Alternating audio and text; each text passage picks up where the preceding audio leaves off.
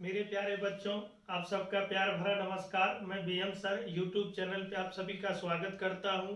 और जैसे कि आज का जो मेरा टॉपिक होगा मोस्ट इम्पोर्टेंट टॉपिक है, और ये टॉपिक का यूज जितने भी अर्थमेटिक का चैप्टर है सब में यूज होता है। तो फिलहाल उस चैप्टर का नाम तो आप जानते ही होंगे और समझते भी होंगे। यदि थोड़ा बहुत भी आपको जानकारी होगी तो आप पता कर सकते हैं आखिर वो कौन सा चैप्टर है जो अर्थमेटिक में हर एक चैप्टर में कुछ ना कुछ इसका यूज होती है।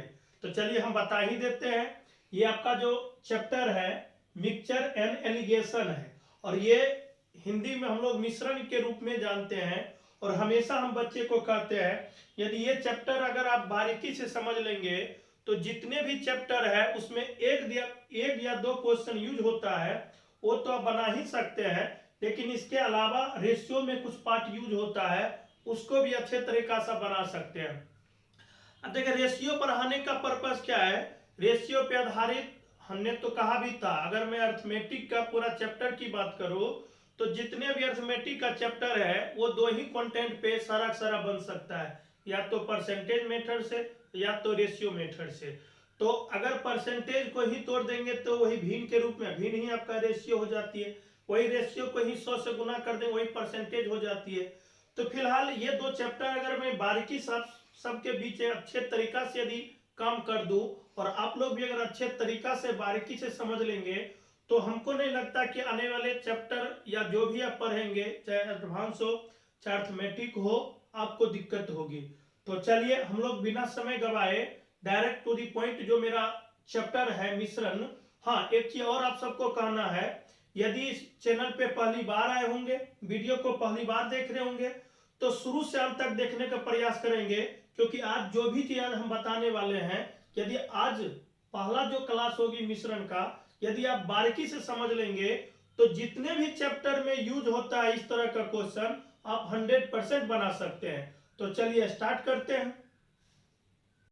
जैसे कि हमने चैप्टर के बारे में आप सबको बताया था और जिस प्रकार से हमने यहाँ पे डिफिनेशन के बारे में आप सबको लिखने का प्रयास किया है तो उसको अच्छे तरीका से समझाने का हम कोशिश कर रहे हैं और आप भी समझने का प्रयास करें।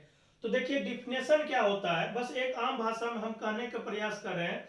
मतलब जस्ट लाइक एक तरफ मेरे एक हाथ में पानी है और एक हाथ में चीनी है, यदि हम दोनों को मिला देंगे तो कंप्लीट शरबत बन जाएगी। अब शरबत बनने के लिए भी एक कंप्लीट रेशियो में पानी होनी चाहिए, एक कंप्लीट रेशियो में चीनी होनी चाहिए। जब मिलाएंगे तब आपको एक रूप देगी जो शरबत। लेकिन कभी कभी ऐसा भी तो हो सकता है पानी ज्यादा है चीनी कम है, क्या दोनों को मिलाने से शरबत हो पाएगी? नहीं। ऐसा भी तो हो सकता है पानी कम है चीनी बहुत ज्यादा है, क्या दोनों को मिलाएंगे तो शरबत हो पाएगी? नहीं। वही चीज आपको डिफिनेशन के बारे में कहा जा रहा है। कर जब दो या दो से ज्यादा, ज्यादा जगह अधिक भी हो सकती है, दो या दो से ज्यादा या अधिक वस्तुओं को एक दूसरे से किसी निश्चित अनुपात में मिलाया जाता है तो बना हुआ उत्पाद, बना हुआ जो फाइनली हम लोग रूप में कहते हैं रिजल्टेंट के रूप में कहते हैं वही आपका क्या होती है? मिश्रण कहलाती है। अब कहता है कि इस उत्पाद को बनाने की प्रक्रिया को एलिगेशन कहते हैं। मतलब हम चीनी लिए और पानी लिए तो दोनों का जो तरीका होगी बनाने का वही आपका इस प्रक्रिया को ही क्या कहते हैं, इस प्रोसेस को ही क्या कहते हैं? एलिगेशन कहते हैं। तो हमने अच्छे तरीका से पहले डिफिनेशन के बारे में समझा। अब रहा डायग्राम के बारे में। कभी कभी हमने बच्चे को यह भी तरीका बताने का प्रयास किया, तो लिखने का तरीका भी आपका ये हो सकती है या फॉर्मेशन ऑफ डायग्राम, किस प्रकार से हम लिख सकते हैं इस क्वेश्चन के फॉर्मेट को, या डायग्राम किस प्रकार से बना सकते हैं, दोनों एक ही चीज है, बस आप लोग को समझनी है। तो फिलहाल अब यहाँ पे दो बातें आ गई, एक सस्ता वस्तु के रूप में एक महंगा वस्तु के रूप में। तो देखिए हम एक उदाहरण के रूप में पुनः आपको अच्छे तरीका से सिखाने का प्रयास करेंगे। ये मार्कर है, तो मान लेते हैं हम दोनार में या कहीं जगह किसी दुकान में हमने पूछा तो इसका मान लेते 35 रुपया दाम है, और कहीं एक दूसरे दुकान में हम गए तो इसी मार्कर का दाम यदि 20 रुपया हो गया तो हम कह सकते हैं पहले वाले दुकान में हमने गया तो इस मार्कर का दाम ज्यादा था, बाद वाले दुकान में गया तो इस मार्कर का दाम सस्ता था। ऐसा भी तो हो सकता है, एक पहले हम दुकान में गए, उस दुकान में मार्कर के दाम ने पूछा तो बोला 25 रुपया, ठीक है। अब एक दूसरे दुकान में गए तो वहां पे इस मार्कर का दाम 35 रुपया हो गया। तो इससे क्लियर पता चलता है, शुरू वाले दुकान में गए तो वहां पे ये मार्कर सस्ता हो गए, बाद वाले दुकान पे गए तो महंगा हो गए। तो सस्ता और महंगा दो ही पहलू पे निर्भर करती है, क्योंकि जब तक आप तुलना नहीं करेंगे, जब तक आप कंपैरिजन नहीं करेंगे, तब तक सस्ता और महंगा का पता नहीं चल पाएगा। जैसे आज हम आपके सामने ये चैप्टर पढ़ा रहे हैं, हो सकता है कि यदि आप कहीं ऑलरेडी पढ़ चुके होंगे तब आपको लगेगा कि नहीं जो सर आज बताए ये बेस्ट है, या ऐसा भी तो हो सकता है जो आज हम क्लास आप सबको देने का प्रयास करें और आप इससे भी अच्छे तरीका से पढ़े होंगे तो लगेगा नहीं सर का क्लास थोड़ा सा नॉर्मल है। तो तुलना हमेशा दो वस्तु में होती है, क्योंकि जो भी चीज होगी वही चीज आपको हमने सिखाने का प्रयास किया है। तो फिलहाल यहाँ पे कोई सामान हमने पूछा तो हो सकता है उस दाम पूछे तो सस्ता आ गया, बाद में पूछे तो महंगा गया। तो जो भी डाटा आप पहले पढ़े उसको पहली लाइन पे लिखे, पहली लाइन का मतलब ये लाइन हो गई, दूसरी लाइन का मतलब ये हो गई। या इस रूप में अगर डायग्राम नहीं बना पाएंगे तो हो सकता है इस रूप में बनाइए। तो जो चीज पहले मिले तो उसको पहली लाइन पे लिखना, चाहे इसे आप इस डायग्राम से क्वेश्चन को सॉल्व करें, चाहे इस डायग्राम से सॉल्व करें, दोनों आपका तरीका एक है। बाद में जो समान आ जाए तो दूसरी लाइन पे लिखेंगे, तो बाद में जो समान आ जाए दूसरी लाइन पे लिखेंगे।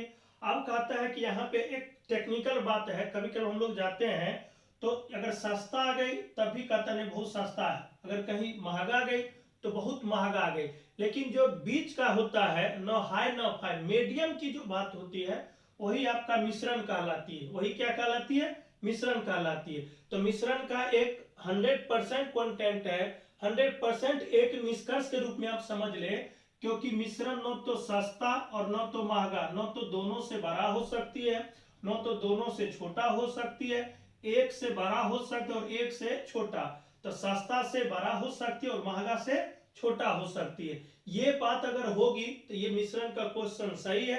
अगर ऐसा नहीं हो रही तो ये क्वेश्चन आपका गलत हो जाएंगे और कभी ऐसा देगा भी नहीं। आपको काम करना है, अगर आप कंप्लीट कॉन्सेप्ट को सीख जाएंगे तो आपको पता चल जाएगी किस तरह का क्वेश्चन को सॉल्व करनी है। आज हम चीजों के स्टार्ट करने का प्रयास किया है, इसमें जितने भी बातें होती है थोड़ा सा अच्छे टाइम देके और एक एक चीज आपको सिखाएंगे। टाइम के लिए आप टेंशन न लें, क्योंकि जब तक आप समय नहीं देंगे तब तक ये चीज आपको अच्छा नहीं हो पाएगा। फिलहाल तो सस्ता वाले को सी लिखे, महंगा वाले को डी लिखे और मध्यम को, एम फॉर मध्यम को बीच में लिखे। तो यहाँ पे मध्यम सस्ता वाले से बड़ा होगी, इसीलिए एम में से हमने सी लिखा। अच्छा, अब क्या करेंगे, क्योंकि ये मध्यम है तो महंगा वाले से बड़ा हो, ये छोटा होगी, तो डी में से क्या लिखे? एम लिखे। और जब भी दोनों के बीच हमेशा अनुपात लिखेंगे। अब जब अनुपात लिखेंगे तो ये इंडिकेट करता है, महंगा वाला की इंडिकेट ये रूप करेगा, सस्ता वाला की ये करेगा। इसी रूप में हमने कहा था सी मतलब सस्ता, डी मतलब महंगा, एम फॉर मीडियम। तो ये एम में से सी जाएगा तो दाहिने तरफ, यानी बाएं पार्ट में से जब हम घटाएंगे, कोरिलेट करेंगे तो दाहिने तरफ लिखेंगे, और दाहिने पार्ट का जब कोरिलेट करेंगे तो बाएं तरफ लिखेंगे। लेकिन ये जब अनुपात के रूप में जब घट के संख्या आएगी तो अनुपात के रूप में लिखनी है, जो डी माइनस एम अनुपात एम माइनस सी। अब जो ये वस्तु आएगी ये सस्ता वस्तु का रूप दर्शाएगी, ये जो देख रहे हैं ये सस्ता वस्तु का रूप दर्शाएगी, ये आपका महंगा वस्तु का रूप दर्शाएगी। अब ऐसा भी तो हो सकता है आपका ही दामन, हम जैसे हमने कहा भी था, किसी प्रोडक्ट का नाम या दाम आपने पूछा, हो सकता है वो महंगा गया तो महंगा जाए। तो जो भी चीज आपने पढ़ा, जो भी पहली लाइन आपने पढ़ा उसको पहली लाइन पे लिखना है, ठीक है। तो हमने डी लिखा, बाद में जो वस्तु मिला उसको सी लिखा, मतलब सस्ता लिखा, और मिश्रण का मतलब ना हाई ना फाई, मध्यम के जो चीज होती है वही आपका मिश्रण होती है। तो हम कह सकते हैं डी में से एम जाएगा तो ये बाएं का पार्ट है तो दाहिने तरफ लिखे। अब एम में से सी जाएगा तो एम में से सी, लेकिन जब दोनों को लिखेंगे तो दोनों के बीच अनुपात का चिन्ह देना है। अब ये जो इंडिकेट करेगा सस्ता वाले, ये महंगा वाले के लिए इंडिकेट करेगा, ये जो इंडिकेट करेगा सस्ता वाले के लिए इंडिकेट करेगा। इसी फॉर्मेट को हम लोग इस प्रकार से, मतलब महंगा को डी लिखे हैं, सस्ता को सी लिखे और दोनों को मध्यम में हमने एम लिखा है। अब डी में से एम जाएगा तो दाहिने तरफ लिखेंगे, एम में से सी जाएगा तो बाएं तरफ, और दोनों के बीच अनुपात लिखना है। जो नीचे कंप्लीट अंक आएगा ये सस्ता वाला दर्शाएगा, ये कंप्लीट महंगा वाला दर्शाएगा। तो आशा करते हैं जो भी समय हमने आपके लिए इतना सारा समझाने का प्रयास किया यदि आप इस चीज को बारीकी से समझ गए होंगे तो इस पे जितने भी प्रकार का क्वेश्चन बनेगा सारा का सारा आप बना सकते हैं और आप चीजों को आगे बढ़ सकते हैं। तो फिलहाल इसमें जितने भी प्रकार का टाइप जिस प्रकार से हम आपको पढ़ाने का प्रयास करेंगे, यदि आप पूरा टाइप को पढ़ लेते हैं तो एक भी क्वेश्चन आपसे छूट नहीं सकता है, इससे बाहर जा ही नहीं सकता है। तो चलिए क्वेश्चन पे डिस्कस करेंगे। मेरे प्यारे बच्चों, अभी जो आपका बोर्ड पे क्वेश्चन बहुत ही आसान क्वेश्चन आपको दिख रहा होगा। अब ये जो टाइप हमने बताया था उसी पे आधारित ये टाइप पे क्वेश्चन आपको बनेगा। तो हम चलिए क्वेश्चन पढ़ते हैं और आप भी बनाने का प्रयास करें। 10 रुपए प्रति किलोग्राम चावल को 20 रुपए प्रति किलोग्राम चावल के साथ किस अनुपात में मिलाया जाए कि मिश्रण का मूल्य 18 रुपए पर किलोग्राम हो जाए। तो जैसे कि हमने बताया था, जो चीज आपने पढ़े पहली लाइन पे आपने पढ़ा, यानी पहली सेंटेंस आपने पढ़ा, तो जो भी चीज पढ़ा उसको पहली वस्तु पे लिख दीजिए, यानी पहली लाइन पे लिख दीजिए। तो 10 रुपए, तो हमने 10 रुपए पढ़ा तो 10 रुपए लिख दिया। उसके बाद हमने पढ़ा 20 रुपए, तो 20 रुपए मतलब दूसरी लाइन पे लिख देते हैं, यानी दूसरे वस्तु पे लिख देते हैं। तो यहाँ पे हमने 20 लिखा। ठीक है, अब यहीं से आपको क्लियर हो गया, जो सामान हमने पहली पढ़ा यानी पहले पढ़ने के बाद जो अंक आया वो पहली लाइन दर्शा रहा है, यानी पहले वस्तु के जगह लिखेंगे। जो बाद में पढ़ा उसको दूसरी लाइन पे लिखेंगे, यानी दूसरे जगह लिखेंगे। तो बाद में पढ़ा वो महंगा हो गया, जो शुरू में पढ़ा वो सस्ता हो गया। ठीक है, आपका रहा मिश्रण का मूल्य, तो वही मिश्रण का मूल्य आपका 18 रुपए है। तो हमने जैसे कि बताया था, या तो इस डायग्राम से बनाइए या तो एक तरीका और हमने बताया था, आप इस तरह से फॉर्मेट बना लीजिए। जो चीज आपने पढ़े उसको यहाँ पे लिख लीजिए, जो बाद में पढ़े उसके दूसरी लाइन पे लिख लीजिए, और जब भी मिश्रण की बात करता हो तो मिश्रण को आप यहाँ पे लिख लीजिए। और हम कह सकते हैं 18 में से, यानी देखिए मिश्रण 1 से बड़ा है और 1 से छोटा है। अगर ये बीच वाला जो अंक है न तो दोनों से बड़ा हो सकती है न तो दोनों से छोटा हो सकता। अगर ऐसा हो रही होगी तो मतलब वो गलत होगी। ठीक है, लेकिन कभी भी ऐसा नहीं हो सकती है, खासकर इस चैप्टर में वो बैलेंस होके रहता है, ताकि आप आसानी से समझ सकते हैं और क्वेश्चन को बना सकते हैं।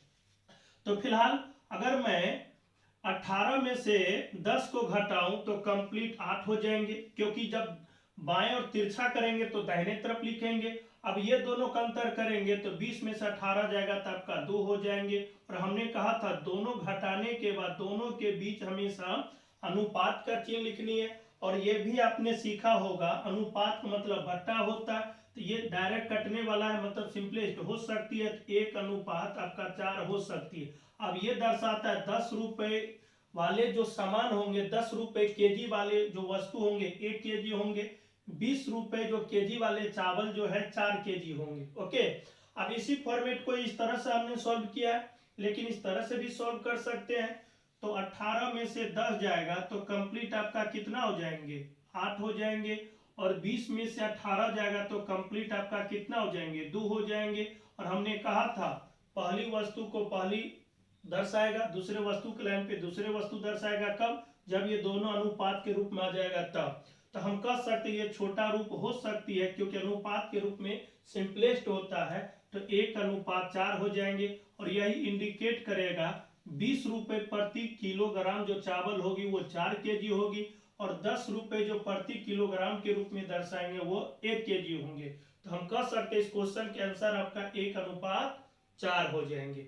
इसी तरह एक मिलता जुलता क्वेश्चन आपको नेक्स्ट क्वेश्चन पे हम बात करेंगे, तो आप लोग अच्छे तरीका से समझ लें, कहीं भी कोई दिक्कत नहीं होनी चाहिए। तो चलिए एक और नेक्स्ट क्वेश्चन आपको हम बात करते हैं, जैसे कि इसी टाइप पे आधारित है, सिंपल टाइप पे आधारित है, जो टाइप हमने आपको सिखाने का प्रयास किया उसी टाइप पे आधारित है। क्वेश्चन कुछ इस प्रकार से है, आपको भी बोर्ड पे दिख रहा होगा।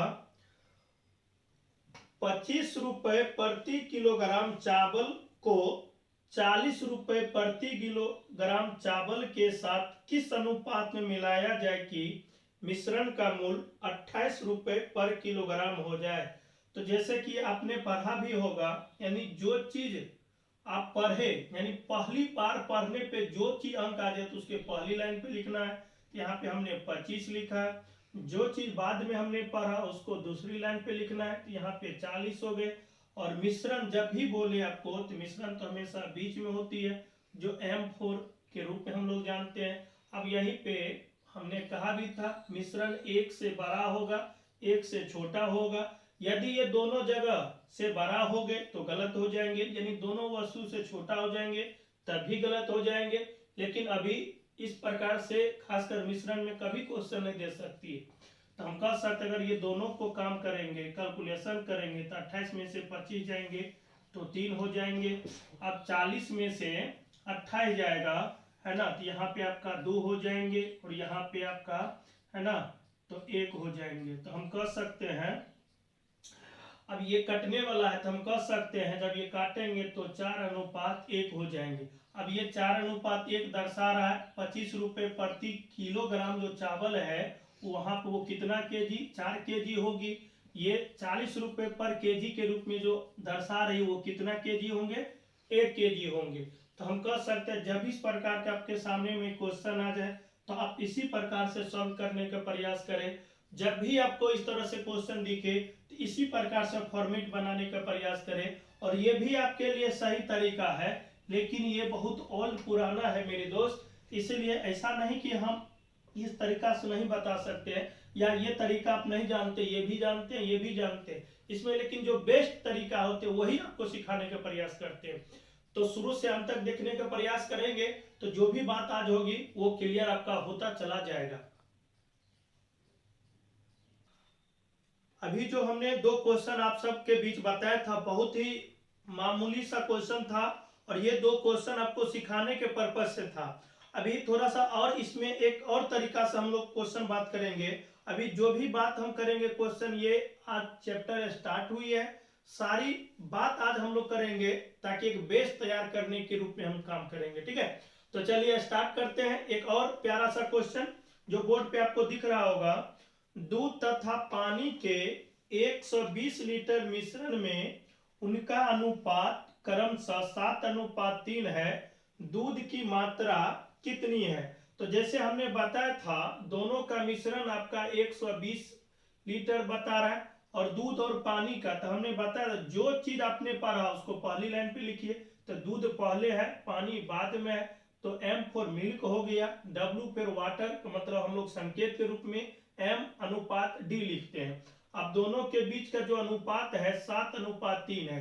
अब यहां से आपसे पूछा जा रहा है दूध की मात्रा, तो इस बात को आप हमेशा समझे, जिसके बारे में कहा जाए उसको हमेशा ऊपर लिखेंगे। तो यहाँ पे आपको मिल्क के बारे में कहता है तो जिसके बारे में कहा जाए तो 7 ऊपर लिखेंगे, दोनों को जोड़ेंगे तो कंप्लीट हो जाएंगे 10। और यहाँ पे कुल मिश्रण के रूप में दोनों का मिला हुआ आपका है 120। तो ये काटेंगे तो बरसते 84, इसका मतलब है 120 लीटर दूध और पानी का मिश्रण मिला हुआ है, जिसमें कंप्लीट रूप से आपका मिल्क जो है ना 84 लीटर है। तो जब कंप्लीट आपका 84 लीटर मिल्क है तो हम कह सकते हैं 120 में से यदि हम 84 को घटा लेंगे तब भी मेरे लिए पानी आ जाएंगे। या ऐसे भी तो हम कर सकते हैं, अगर मैं पानी की बात करूं तो जिसके बारे में कहा जाए उसको ऊपर लिखेंगे, जब भी कहा जाए कुल मात्रा तो कुल मात्रा 120 या दोनों को जोड़ लेंगे तो कंप्लीट 10 हो जाएंगे।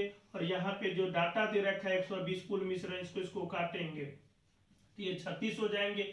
अब कंप्लीट ये आपसे पार्टिकुलर पूछा जाए 120 लीटर दूध और पानी का मिश्रण है जिसमें दूध और पानी का अनुपात 7:3 है, तो आपसे फाइनली पूछे रियल में पूर्णांक के रूप में दूध कितना लीटर है, पूर्णांक के रूप में पानी कितना लीटर है। तो यही आपका दूध हो जाएंगे 84 लीटर, है ना, और पानी हो जाएंगे कितना 36 लीटर। यदि आप दोनों को जोड़ेंगे भी तो यही 6 4 10 हो जाएंगे, 8 3 11 1 12 और कंप्लीट आपका मिश्रण कितना हो जाएंगे 120 हो जाएंगे। यही आपका जो टेक्निक है, इसी प्रकार से आप सीखने का प्रयास करेंगे, समझने का प्रयास करेंगे तो ये सारा चीज आपके लिए आसान हो जाएंगे। और ये चैप्टर आपको आसान हो जाएंगे तो जितने भी चैप्टर हमने पहले भी बताया था सारा चैप्टर में 1 या 2 क्वेश्चन पूछता है, आप 100% बना सकते हैं। तो चलिए एक और प्यारा सा क्वेश्चन पे बात करते हैं। जो भी चीज हम बताएंगे यदि आप कॉपी करते गए तो एक ऐसा समय आएगा आप भी बहुत अच्छे स्टूडेंट में हैं, बहुत अच्छे स्टूडेंट बन सकते हैं। फिलहाल एक और आपके सामने क्वेश्चन है, कहता है क्या दूध तथा पानी के मिश्रण में उनका अनुपात 5:3 है। तो जैसे हमने जो भी सेंटेंस पढ़ा, जो डाटा दे रखा है उसको लिखने का प्रयास करेंगे। तो दूध और पानी का जो अनुपात है 5:3 बता रहा है। आगे पढ़ते हैं तो कह रहा है यदि पानी की मात्रा 21 लीटर है। जब क्वेश्चन हमने पढ़ा तो कह रहा है पानी की मात्रा 21 लीटर है तो संपूर्ण मिश्रण की मात्रा कितनी लीटर है। तो आपसे ओनली फॉर यहाँ पे जो दर्शा रहा है 21 लीटर आपका पानी दर्शा रहा है, तो हम कह सकते हैं 3 यूनिट, ये मिल्क ये वाटर, तो 3 यूनिट की जो मात्रा बता रहा है आपका कंप्लीट 21 लीटर बता रहा है। तो इसलिए 1 यूनिट की अगर मैं बात करूं तो कंप्लीट ये 7 लीटर हो जाएंगे। तो कह रहा है संपूर्ण मात्रा का, तो संपूर्ण मतलब दूध के भी निकालना है पानी, जब दोनों को जोड़ेंगे तो 8 हो जाएंगे। तो इसीलिए 8 यूनिट की मैं बात करूं तो 7 गुने 8 आपका 56। इसका मतलब है कुल मिश्रण की अगर मैं बात करूं तो 56 लीटर हो जाएंगे। अब ये इसमें तो किसी प्रकार के कोई दिक्कत तो है नहीं। अब इससे ही रिलेटेड एक और क्वेश्चन पे हम लोग बात करेंगे। देखिए हमेशा आप सबको सिखाने का प्रयास किया है, समझाने का प्रयास किया है। हो सकता है कि थोड़ा बहुत दिक्कत हो सकती है, लेकिन ऐसा नहीं कि जो चीज हम समझाने का प्रयास कर रहे हैं यदि आप बारीकी से समझ लेंगे तो दिक्कत नहीं होगी, है ना। हम लोग भी एक कलाकार के रूप में काम करते हैं, ताकि आप दूर में भी हैं लेकिन हम लोग अपने आप का मोटिवेट करने का प्रयास करते हैं। इस तरह से हम आपके लिए काम किया, अगर आप भी इस तरह से काम करेंगे तो आगे बढ़ सकते हैं। तो फिलहाल एक और क्वेश्चन पे बात करते हैं। क्वेश्चन देखेंगे बोर्ड पे भी आपको दिख रहा होगा। दूध तथा पानी के 729 लीटर मिश्रण में उनका अनुपात क्रमशः 7:2 है। उसमें कितना पानी और मिलाया जाए ताकि दूध तथा पानी का अनुपात 7:3 हो जाए। बहुत ही अच्छा क्वेश्चन है, इस तरह का क्वेश्चन पेपर में आता है, लेकिन हमने कहा था पहले आपको अच्छे तरीका से सिखाएंगे, समझाएंगे। तो कहता है दूध और पानी का जो मिश्रण है कंप्लीट आपका 729 लीटर बता रहा है। अब कह रहा उनका अनुपात, जो डाटा, तो शुरू में मिल्क है तो मिल्क लिखेंगे, बाद में पानी है तो पानी लिखेंगे, और दोनों के बीच अनुपात है 7:2, तो हमने ये लिखा। अब कह रहा कितना लीटर पानी मिलाया जाए, तो पहले आप इसको हम बेसिक से बता रहे हैं, उसके बाद आपको टेक्निक बताएंगे। तो पहले तो दूध और पानी का जो अनुपात है 7:2 है, लेकिन दोनों का कंप्लीट जो मिश्रण है आपका 729 है। तो पार्टिकुलर यदि मैं मिल्क की बात करूं तो जिसके बारे में कहा जाए उसको ऊपर दोनों को जोड़ेंगे ये 9 हो जाएंगे, और कंप्लीट आपका जो मिश्रण है 729 है। तो हम कह सकते हैं 9 8 72 ये 81। आप समझ पाए, 9 8 72 और 9 एकम 9। तो हम कह सकते जब इसको कंप्लीट गुना करेंगे 7 एकम 7 8 7 56, तो कंप्लीट 567 हो गए, और 567 आपका कंप्लीट आपका मिल्क हो गए। अब आगे अगर हम बात करेंगे पानी के लिए, वाटर के लिए, तो जिसके बारे में कहा जाए उसको ऊपर लिखेंगे, दोनों को कंप्लीट जोड़ेंगे तो 9 हो जाएंगे। कंप्लीट जो मिश्रण है 729 हो जाएंगे। पुनः ये डाटा आएंगे 9 8 72 ये हो जाएंगे, 9 एकम 9, तो ये हो जाएंगे आपका 2 हो जाएंगे, या 2 9 16। अब देखिए कंप्लीट अगर मैं बात करूं पानी का तो 162 हो जाएंगे। यदि दोनों को आप जोड़ने का प्रयास करेंगे तो देखिए 7 2 9 आपका आ गया, 6 6 12 2 हासिल 1 5 6 1 7। तो हम कह सकते हैं मेरे लिए कंप्लीट फाइनल पूर्णांक के रूप में दूध 567 लीटर, पूर्णांक के रूप में पानी 162 लीटर। अब क्या कहता है क्वेश्चन में, कितना पानी और मिलाया जाए कि दूध और पानी का अनुपात, कितना पानी, तो हमने आपको सिखाने का प्रयास किया है। पानी आपसे पूछा जा रहा है, यदि पानी मिलाएंगे तो पानी की ही मात्रा बढ़ेगी ना, तो दूध तो कांस्टेंट रहेगी। तो हम कह सकते हैं, और हमेशा आपको याद रखना दूध पहले है पानी बाद में है, इसीलिए रेशियो के भी उसी रूप में आप लिखने का प्रयास करें। तो 567 लीटर आपका दूध है, 162 लीटर आपका पानी है, और क्वेश्चन में कहता है कितना लीटर पानी मिलाया जाए। तो हमने माना x लीटर पानी मिलाया जाए कि पानी, दूध और पानी का अनुपात 7:3 हो जाए। अब देखिए इसको ये हमने बताया भी था आपको, अगर ये सिंपलेस्ट करनी है तो अंश के भी साथ कर सकते हैं, लेकिन कब, जब ये सिंगल कोफिशिएंट के रूप में हो या अंश जो है गुणांक के रूप में हो तब आप कर सकते हैं। तो हम कर सकते हैं ये 7 एकम 7, 7 8 56, 7 एकम 7 कंप्लीट अगर बाय क्रॉस गुना करेंगे तो 162 हो जाएंगे, ये x हो जाएंगे, ये 3 हो जाएंगे, ये 243 हो जाएंगे। ठीक है, अब पुनः ये डाटा को दाहिने तरफ लाएंगे तो ये घट जाएंगे, तो 3 में से 2 जाएंगे 1 हो जाएंगे, ये 14 में से 6 जाएंगे 8 हो जाएंगे, और ये आपका कंप्लीट है ना, ये 1 और 1 में से 1 जाएगा तो कैंसिल आउट हो जाएंगे। इसका मतलब है कितना लीटर पानी और मिला जाए कि दूध और पानी का अनुपात 7:3 हो जाए, तो हम कह सकते हैं वही पानी ही आपका आंसर होगी, और यही आपका जो आंसर होगी 81, और 81 ऑप्शन नंबर आपका 1 में बता है। तो पहले इसको बेसिक से आप उतार लीजिए अच्छे तरीका से। अब हम टेक्निक पे भी बात कर देते हैं, ताकि आपको ये ना लगे कि सर आप बेसिक से बता दिए, सर लंबा बता दिए। ऐसा नहीं होता मेरे भाई, अभी हम बेस तैयार करें। कितनी बार आप सबको हमने कहा कि ये मेरा पहला क्लास है, अभी जितने भी बात हम डिस्कस करेंगे आपको समय थोड़ा ज्यादा लेंगे, लेकिन बेस तैयार कर रहे हैं, क्योंकि ये आज आप सीख जाएंगे तो कभी भी इस प्रकार से कोई भी चैप्टर आप पढ़ेंगे जहां मिश्रण की चर्चा होगी कभी भी दिक्कत नहीं हो सकती। आप अगर बेसिक से समझ गए होंगे तो थोड़ा सा टेक्निक भी आप समझ लें, ताकि आपको किसी भी प्रकार की दिक्कत नहीं होगी। और जैसे कि हमने बताया था, यदि आपको आगे बढ़ना है और जहां तक आपको बढ़ना है तो पहले आप अच्छे तरीका से चलने का प्रयास करें, काम करने का प्रयास करें। तो फिलहाल क्वेश्चन पे आते हैं। कह रहा दूध और पानी का अनुपात जो दे रखा है 7:9 है, लेकिन कंप्लीट आपका मिश्रण है 729 लीटर का। आप कह रहा कितना पानी मिलाया जाए कि दूध और पानी का अनुपात 7:3 हो जाए। तो पहले तो हम इस तरह के क्वेश्चन को टेक्निक से सॉल्व कैसे करेंगे, तो दोनों को मिश्रण, क्योंकि ये 729 जो है दूध और पानी का मिश्रण मिला हुआ है, तो ये दूध और पानी का मिश्रण की अगर मैं बात करूं तो यहाँ पे होती है 7 2 9 यूनिट की कंप्लीट मात्रा होती है, लेकिन कह रहा है कितना 729 का, तो इसलिए 1 यूनिट पे अगर मैं बात करूं तो कंप्लीट हो जाएंगे 9 8 72, ये 81 हो जाएंगे। तो हम कह सकते हैं 1 यूनिट का मान 81। अब कह रहा कितना पानी मिलाया जाए, तो हमने जैसे कि बताया था पानी आप मिला रहे हैं, दूध तो मिला नहीं रहे, तो यहाँ पे दूध दोनों जगह कांस्टेंट है, और पानी की मात्रा बढ़ेंगे तो पहले आपका 2 यूनिट था, अब हो रहा है पानी मिलाए तो आपका बढ़ने के बाद 3 यूनिट हो गए, मतलब बढ़ने के बाद आपका कितना यूनिट बढ़, 1 यूनिट। वही 1 यूनिट मतलब डायरेक्ट हम क्रिया करें तो आपका 81 हो गए। तो हम कह सकते हैं जब इस प्रकार के क्वेश्चन आपके सामने आ जाए तो इसी टेक्निक से आप सॉल्व करने का प्रयास करेंगे। यदि आपको लगता है तो एक क्वेश्चन और आप अच्छे तरीका से समझ लें। जैसे कि हमने बताया था कि यदि अनुपात मिला रहे हैं तो पानी बढ़ना चाहिए, दूध तो कांस्टेंट रहना चाहिए, लेकिन इस क्वेश्चन में ऐसा नहीं है, पानी की भी मात्रा घट रही है, दूध की भी मात्रा घट रही है। इसका मतलब है यहाँ पे थोड़ा सा आपका कॉन्सेप्ट की जरूरत है, यानी आपको खुद समझनी होगी कि किस प्रकार से हमको बैलेंस करना पड़ेगा ताकि मेरे लिए आसान हो जाए। तो देखिए क्वेश्चन आपको बोर्ड पे दिख रहा होगा, दूध तथा पानी के 160 लीटर मिश्रण में, आपका कंप्लीट मिश्रण 160 लीटर बता रहा है, मिश्रण में उनका अनुपात मतलब दूध और पानी का अनुपात आपका बता रहा है 5:3 बता रहा है।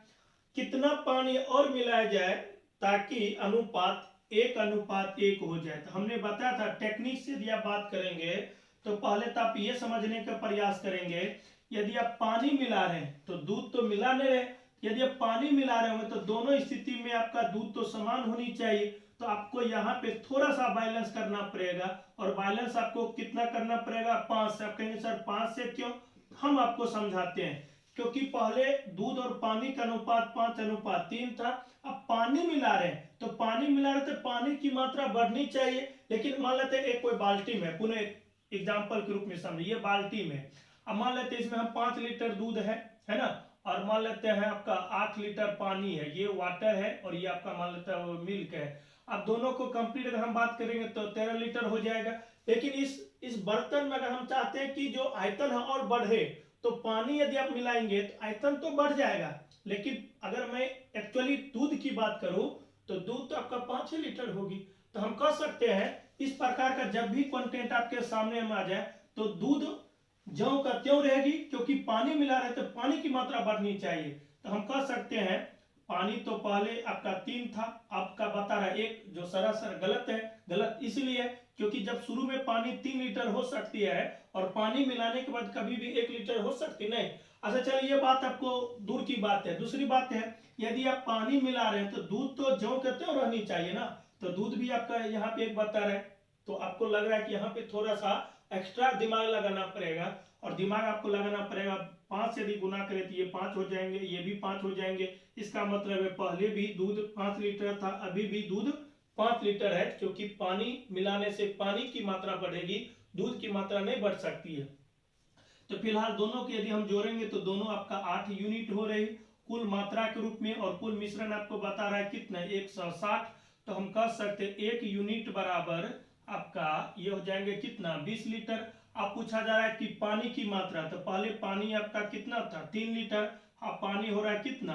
तो हम कह सकते हैं 1 यूनिट बराबर आपका 20 लीटर हो सकती है। तो यहाँ पे वृद्धि हो रहा है कितना का 2 यूनिट का, क्योंकि पहले पानी था 3 लीटर, अब पानी हो रही कितना 5 लीटर, तो 2 यूनिट की मात्रा। तो जब चूंकि 1 यूनिट का वैल्यू यानी मान 20 हो सके तो 2 तो 40 हो जाएंगे। तो कंप्लीट आपका 40 लीटर पानी मिलाया होगा, ताकि अनुपात 1:1 आ गया होगा। तो आपका ऑप्शन नंबर 2 में बता रहा है। तो इसी के साथ आज का मेरा जो भी वीडियो हुआ था, जितने भी चीजों को हमने बताने का प्रयास किया, यदि आप बारीकी से समझ गए होंगे, यदि अंतिम तक आप देखे होंगे, तो आशा करते इसके बाद जो नेक्स्ट टाइप हम पढ़ाएंगे उसमें कभी भी दिक्कत नहीं हो सकती है। यदि इस चैनल पे कोई बच्चे पहली बार आए होंगे तो चैनल को या वीडियो को लाइक कर ले, चैनल को सब्सक्राइब कर ले, ताकि जब भी मैं कोई वीडियो अपलोड करूं आपका नोटिफिकेशन पहले मिल सके। तो चलिए, टेक केयर, सेफ रहिए, सुरक्षित रहिए, घर में रहिए, पढ़ाई करते रहिए, और आप सबके लिए हम तो काम कर ही रहे। चलिए, थैंक यू।